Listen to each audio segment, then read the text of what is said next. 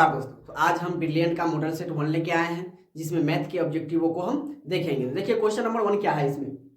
इसमें हम जो भी देखेंगे, क्वेश्चन जो भी देखेंगे वो सब क्या होगा, हमारा ऑब्जेक्टिव होगा।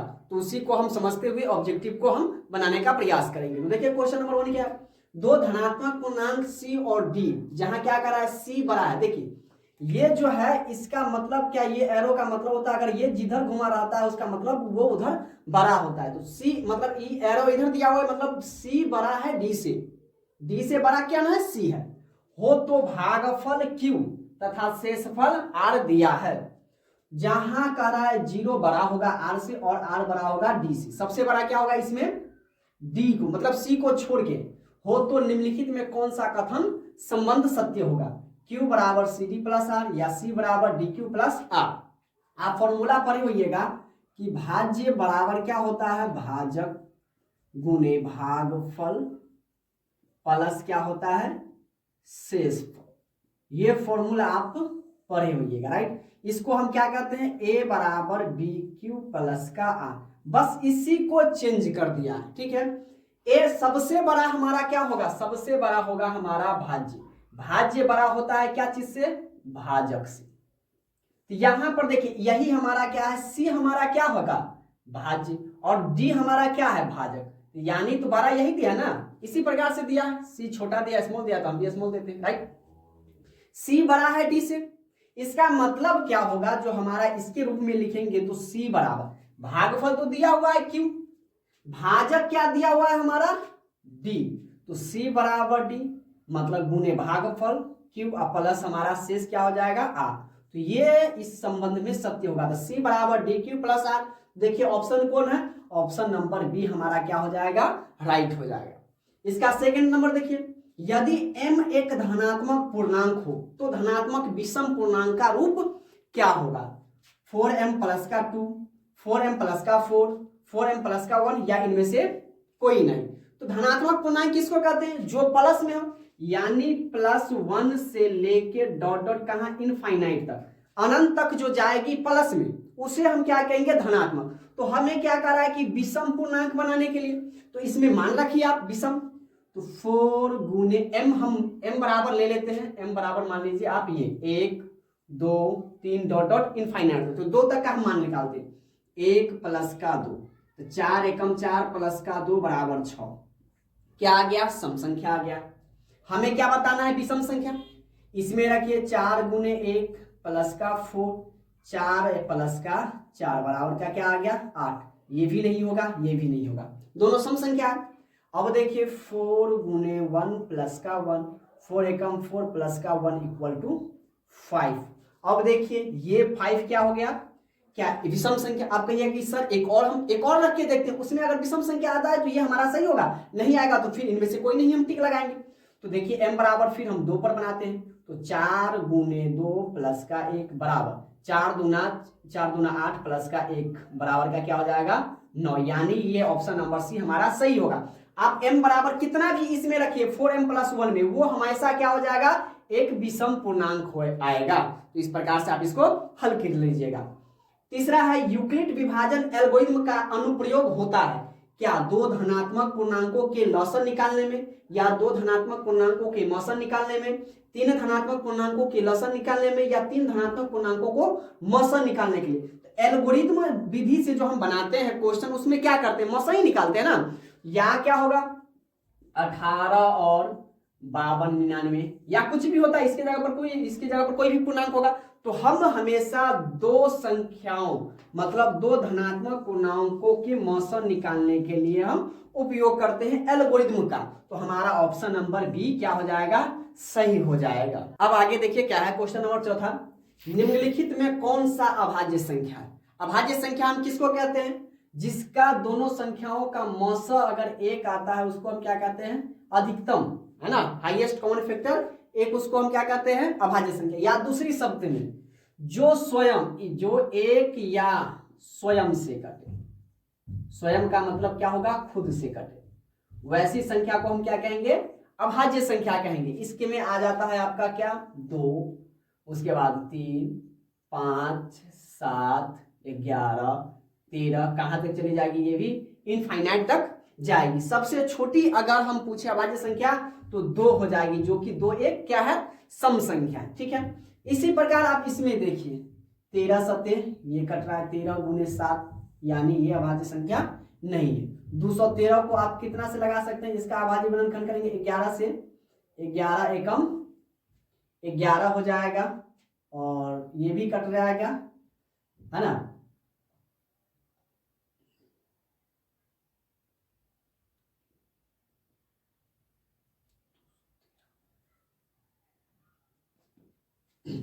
अब देखिए इसका हम अभाज्य गुणनखंड निकालेंगे तो ये 3 से लगाइए, 3 सते 21, 3 एकम 3, ये भी कट गया। 41 को लगाइए, ये नहीं, इसका अभाज्य गुणनखंड नहीं होगा, यानी हमारा जो अभाज्य संख्या होगा वो सी हो जाएगा। राइट, अब देखिए या इसको हम भी लगाते हैं तो या 3 से लगाइए, 3 से, 3 एकम 3, 2 इसमें गया, 3 छक्का 18, 2 इसमें गया, 3 सते 21, 2 को गुणनखंड हो गया, मतलब एक से ज्यादा गुणनखंड अभाज्य गुणनखंड अगर जिसका हो गया वो समझिए अभाज्य संख्या नहीं होगा। तो हमारा ऑप्शन नंबर सी क्या हो जाएगा, सही हो जाएगा। अब देखिए इसका पचमा का 5005 के कितने अभाज्य गुणनखंड है, तो इसी प्रकार से हम इसको भी निकालेंगे।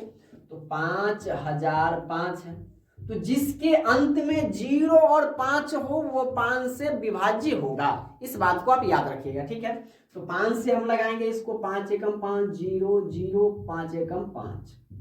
अब कितना से लगाएंगे हम इसको, अब आप कंफ्यूज, तो देखिए इसको हम क्या 11 से लगाएंगे, 11 नमा 99, 100 में से 99 गया तो एक बचा, एक इसमें गया तो एक, तो 11 एकम 11।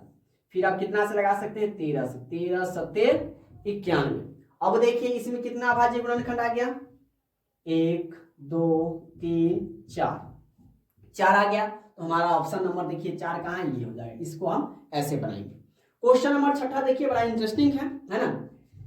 a और 18 दो कोई संख्या है, जो पहली संख्या a है, दूसरी संख्या 18 है, इसका लॉसा 36 है और मौसा 2 है। तो आप इसका फॉर्मूला आप याद किए होइएगा, मौसा गुने लॉस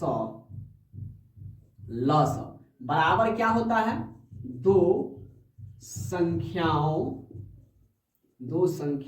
का गुणनफल। इसलिए हम आपको बार बार कह रहे हैं कि आप जो भी फॉर्मूला बुक में है उसको याद कर लीजिएगा, तभी जाके ऑब्जेक्टिव, जब तक हम बेसिक चीजों के बारे में नहीं जानेंगे तब तक ऑब्जेक्टिव हम नहीं बना सकते। तो मौसा गुने लौसा बराबर क्या होता है, दो संख्याओं का गुणनफल। तो मौसा आपका 36 है, गुने लौसा कितना है, 2 है, बराबर दो संख्याओं का गुणनफल। तो दो संख्याओं का गुणनफल पहली संख्या गुने दूसरी संख्या। दो संख्याओं की जगह पर हम क्या लिख सकते हैं इसमें, पहली संख्या गुने दूसरी संख्या। ये या तो मौसा गुने लौसा बराबर या ये लिखेंगे या हम ये लिखेंगे, पहली संख्या गुने दूसरी संख्या। अब देखिए तो हमें a निकालना है, तो a बराबर हम क्या करेंगे, ये इसके नीचे में भाग हो जाएगा, यानी 36 गुने 2 बटा का 18, 18 दूना 36 और 2 दूना 4। तो a का मान कितना निकल गया, 4। ऑप्शन नंबर हमारा सी क्या हो जाएगा, राइट हो जाएगा। हम आगे देखते हैं, देखिए क्या है आगे। 625 के अभाज्य गुणनखंड में 5 का अधिकतम घातांक क्या है। घातांक का मतलब है कि 5 कितने बार आता है, ठीक है।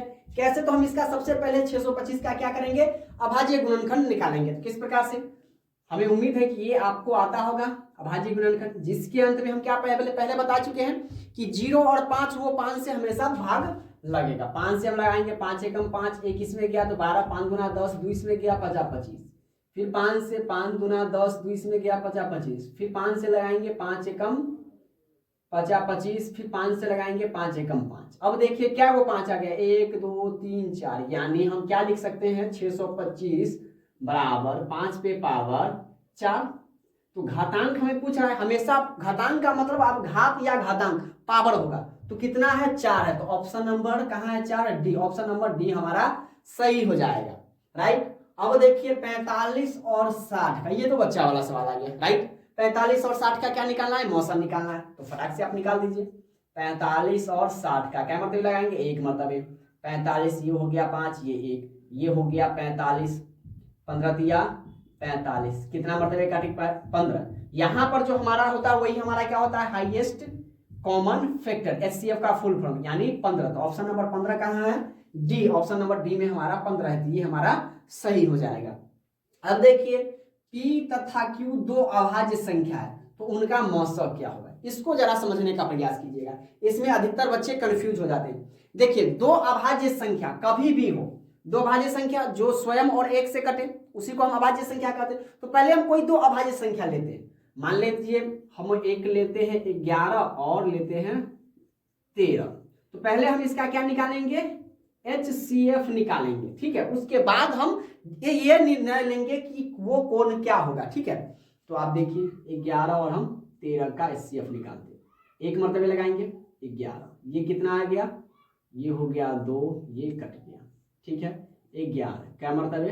5 मर्तबे, 10, ये कट गया 1। अब यहाँ पर क्या मर्तबे लगाएं? 2 मर्तबे, कट गया। इसका अगर HCF की बात करें तो ये कितना आ गया? इसका HCF 1 आ गया। फिर हम कोई और एक दो अभाज्य संख्या लेते हैं, ठीक है। मान लीजिए हम 1, 2 और 3 लेते हैं, ये दोनों भी एक अभाज्य संख्या है। तो हम इसका निकालते हैं, 1 मर्तबे 2, 1 2 मर्तबे 2, इसका भी HCF कितना आ गया? 1। तो आप इस बात का हमेशा याद ध्यान रखिएगा कि कभी भी दो अभाज्य संख्याओं का मौसक आएगा निकालने के लिए, तो उसका हमेशा ऑलवेज है ना, हमेशा क्या होगा? उसका मौसक एक ही आएगा, हाईएस्ट कॉमन फैक्टर क्या होगा? एक ही होगा। इस चीज को आप यहां पर हमने प्रूव कर लिया है। आप प्रैक्टिस और कर लिए, कोई भी दो अभाज्य संख्या, चाहे छोटी से छोटी अभाज्य संख्या लीजिए या बड़ी से बड़ी, कितनी भी बड़ी दो अभाज्य संख्या, कोई अदर एक भाज्य संख्या और एक अभाज्य संख्या नहीं, दो ही अभाज्य संख्या। हमारा क्या करा है? P तथा Q दो अभाज्य संख्या है, तो हम दो अभाज्य संख्या लेंगे तो हमारा हाईएस्ट कॉमन फैक्टर क्या आएगा? 1 आएगा। अब आगे देखते हैं √5 क्या, ये तो आंख बंद करके हम बता देंगे, है ना। ये आपको भी आता है। √5 क्या है? पूर्णांक संख्या नहीं है, परिमेय संख्या नहीं है, अपरिमेय संख्या, यस यस यस, अपरिमेय संख्या हो जाएगा, राइट। देखिए क्या है, निम्नलिखित में कौन परिमेय संख्या है? परिमेय संख्या किसको कहते हैं? जिस संख्या को हम P/Q के रूप में लिख सकते हैं उसे हम क्या कहते हैं? परिमेय संख्या। या दूसरे शब्द में जो रूट में न हो, मतलब कोई भी ऐसी संख्या जो रूट में न हो, रूट में न आए, उसे हम क्या कहेंगे? परिमेय संख्या। तो पाई क्या है? एक परिमेय संख्या। इसका एग्जैक्ट वैल्यू हमें पता नहीं है, लेकिन हम इसको मान के लेके चलते हैं 22/7, लेकिन ये क्या हो जाएगा? एक अपरिमेय संख्या है। रूट लगा हुआ है तो ये भी क्या हो जाएगा? एक अपरिमेय संख्या। इसमें रूट लगा हुआ है तो इसको हम देखिए, इसका वर्गमूल निकाल सकते हैं। 16 का वर्गमूल कितना हो जाएगा? 4। 25 का वर्गमूल 5, तो ये क्या हो गया? P/Q के रूप में हो गया। डी नंबर हम देखते हैं तो देखिए ऊपर में भी रूट, नीचे में भी रूट। अगर इसका हम हरों का परिमेयकरण करेंगे फिर भी ये रूट ऊपर वाला नहीं हटेगा, यानी ऑप्शन नंबर हमारा सी क्या हो जाएगा? सही हो जाएगा। अब देखिए 12, रैखिक समीकरण युग्म 2x + 3y = 5 एवं 4x + 6y = 15 के कितने हल होंगे? इस प्रकार का क्वेश्चन रहे ना तो आप सीधे किस पर फॉर्मूला पर बनाइएगा? A/D = B/E = C/F। आप जानते हैं कि अगर सभी बराबर में आ जाए तो उसको हम क्या कहते हैं? अनगिनत हल होगा। तो हम इसमें ले लेते हैं A हमारा 2, B, C, D, E और F। हम इसके फॉर्मूला के बेसिस पर बनाएंगे। तो A क्या है? 2 है, D कितना है? 4 है, बराबर। B हमारा कितना है? 3 है, E कितना है? 6 है, बराबर। C हमारा कितना है? 5 और F हमारा कितना है? 15, ठीक है। अब देखिए ये काट देगा इसको 2 मरतबे, ये काट देगा इसको 2 मरतबे, ये काट देगा इसको 3 मरतबे, यानी क्या हो गया? 1/2 बराबर 1/2 बराबर नहीं आया किसके? 1/3 के, यानी ये किस फॉर्मूला पर चला गया? A/D = B/E बराबर नहीं है किसके? C/F के। तो इसका क्या होता है? अगर इस प्रकार का हल रहता है तो इसका कोई हल नहीं होता है, ठीक है। इस प्रकार का रहेगा तो इसका अनगिनत हल, और A/D बराबर नहीं है B/E के, तो इसका क्या होगा? अद्वितीय हल, यानी एक हल होगा। तो हमारा अगर ये वाला इस सवाल में पूछ रहा है तो हमारा ऑप्शन नंबर क्या हो जाएगा? डी, कोई हल नहीं होगा। अब देखिए 13 नंबर, यदि x बराबर √7 + √3 तो x + 1/x का मान ज्ञात कीजिए। ये थोड़ा माइंड ब्लोइंग क्वेश्चन है तो इसको हम बनाने का प्रयास करेंगे।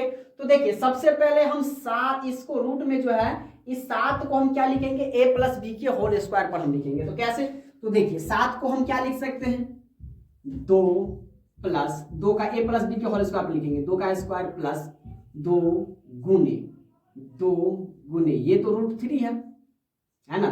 इसको हम कोई चेंज नहीं किए, बस 4 को हम बदल दिए 2 गुने 2 और गुने √3, तो इसी के रूप में आ जाएगा। इसको जब गुना करेंगे बस इस 7 के लिए, इस 7 को हम तोड़ेंगे, इसलिए हम a + b के होल स्क्वायर पर लिखेंगे। तो इसको हम क्या लिख सकते हैं, √3 का स्क्वायर, ऊपर में रूट दे दीजिए, ठीक है। अब जब इसको तोड़िएगा ना तो इसी के रूप में आ जाएगा। अब हम फिर आगे बनाते हैं, या √2 का स्क्वायर कितना हो जाएगा, तो ये क्या आ गया, a + b के होल स्क्वायर पर आ गया, तो हम इसको क्या लिख सकते हैं, यानी 2 + √3 का होल स्क्वायर हो गया।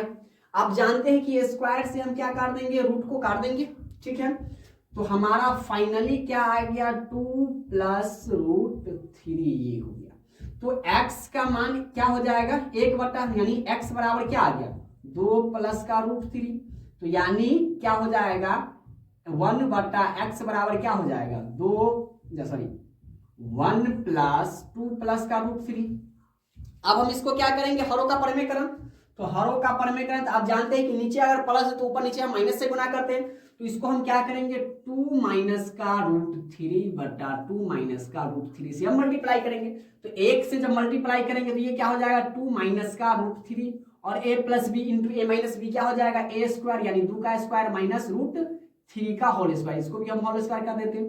तो ये हो जाएगा हमारा 2 - का √3 बटा ये क्या आ जाएगा हमारा 4 - का 3, तो ये हमारा हो जाएगा 2 - का √3 बटा का 1।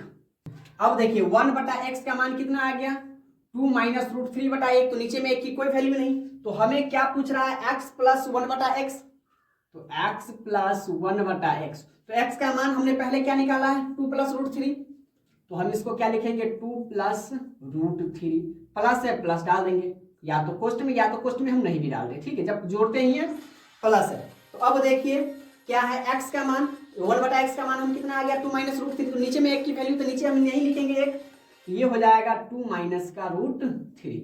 अब देखिए प्लस और माइनस कट गया, तो 2 + 2 बराबर कितना हो जाएगा, 4। तो ऑप्शन नंबर देखिए 4 क्या है ना, कहाँ है, ऑप्शन नंबर ए में, तो हमारा ऑप्शन नंबर ए क्या हो जाएगा, सही हो जाएगा। अब देखिए क्वेश्चन नंबर 14 क्या है, रैखिक समीकरण युग्म 5x + 2y = 16 एवं 7x - 4y = 2 के हल क्या है। तो आप सोचिएगा कि हम इसको कैसे बनाएंगे, तो आप इसको लुप्तीकरण या प्रतिस्थापन विधि से बना सकते हैं, या विलोपन विधि से भी हम बना सकते हैं। तो देखिए क्या है, 5x + 2y = 16, इसमें 2 को समीकरण दिया हुआ है, तो हम इसको पहला समीकरण मान लेते हैं। फिर 7x - का 4y = कितना है, 2, इसको हम दूसरा समीकरण मान लेते हैं। तो लुप्तीकरण विधि से हम इसको बनाएंगे।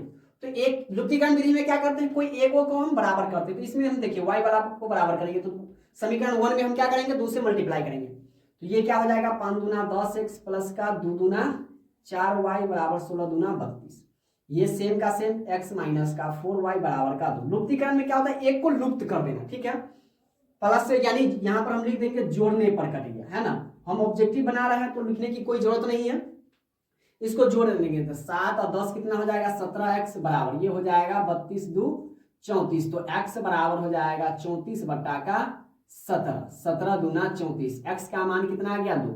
अब ये x का मान समीकरण आप 1 में रखिए या 2 में रखिए, है ना, तो लिख देते हैं हम क्या, x का मान 2 में रखा, है ना। अब देखिए हमारा समीकरण 2 क्या है, 7x - का 4y = का 2, तो x का मान तो x यहाँ पर, यानी 7 × 2 - का 4y = 2। अब यहां से हम यहाँ आते हैं, 7 दूना 14 - का 4y = कितना हो जाएगा, 2, इसको हम उधर ले जाते हैं, या माइनस के 4y = 2, इधर प्लस जाएगा उधर, तो माइनस में हो जाएगा 14, या माइनस के 4y = 14 में से 2 गया तो माइनस के 12, माइनस से माइनस कट गया, इसीलिए y बराबर क्या हो जाएगा, 12 बटा का 4, 4 तिया 12, y का मान कितना आ गया, 3, यानी x बराबर कितना हमारा आया था, 2, और y बराबर कितना आ गया, 3। तो देखिए ऑप्शन नंबर किसमें है, ये x 2 और y 3, तो x 2 और y 3 ऑप्शन नंबर ए है। तो आज के लिए बस इतना ही, उम्मीद करता हूं कि आज का ये वीडियो आपको पसंद आया होगा, और वीडियो पसंद आया हुआ तो अपने दोस्तों के पास शेयर कीजिए, और चैनल पर नए हैं तो चैनल को सब्सक्राइब जरूर करें, और बेल आइकन को भी ऑन कर लीजिएगा, ताकि मैं जो भी वीडियो डालूं उसका नोटिफिकेशन सबसे पहले आप तक पहुंचे। तो मिलते हैं अगली क्लास में, तब तक के लिए जय हिंद।